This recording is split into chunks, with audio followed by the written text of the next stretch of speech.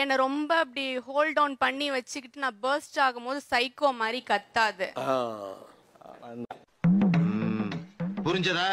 பத்திரமா பாதுகாக்கிறேன் பேரொழின்னு பொத்தி பொத்தி வச்சுக்கிட்டு எல்லா முடிவுகளையும் நீங்க எடுக்கிறீங்க. எடுத்துட்டு ஒரு நாள் அவங்க குரல் கேக்குறான், கண்ட நாயெல்லாம் புத்தி சொல்லண்டா ஒழுங்காடுறான்னா கேட்கணும். எழுப்புறப்ப சைக்கோ மாதிரி கத்துற அப்படின்னா அது எப்படி? அவங்க அடக்கி வைக்கப்பட்டா கத்த தானே வரும் சார். அவங்க கத்துனாங்கன்னா பிரச்சனை இல்லை, ஹேண்டில் பண்ணிக்கலாம். டக்குன்னு உடனே பாட்டில் எடுத்து உடைக்கிறது. உங்களுக்கு என்ன வேணும்னு கேட்டு போயிடலாமே. இதெல்லாம் ஏதோ ஒண்ணு அவருக்கு புரிய வைக்கிறது தானே பண்றீங்க. வாய்ப்பில்லை ராஜா, வாய்ப்பு சரிதானே? அப்ப அது என்னன்னு அவர்கிட்ட பேசி அதை சால்வ் பண்ணிக்க வேண்டியதானே. நீங்க இப்படி பண்றீங்களாமா? சால்வ் பண்ணா அவர் கேட்க மாட்டேங்கிறாரு.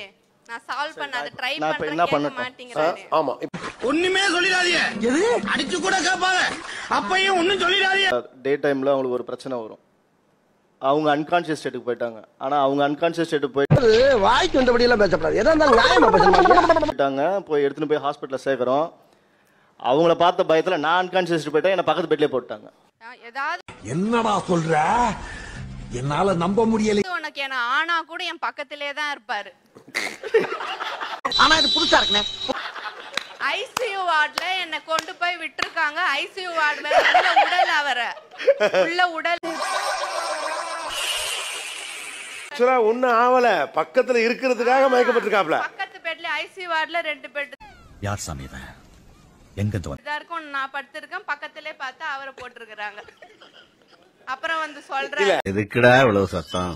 ஏயா சத்தம் போடுற? உங்க பிடிய கொஞ்சம் தளர்த்தினாதான் என்ன? இல்ல அதெல்லாம் எல்லாமே செக்யூரிட்டிக்கு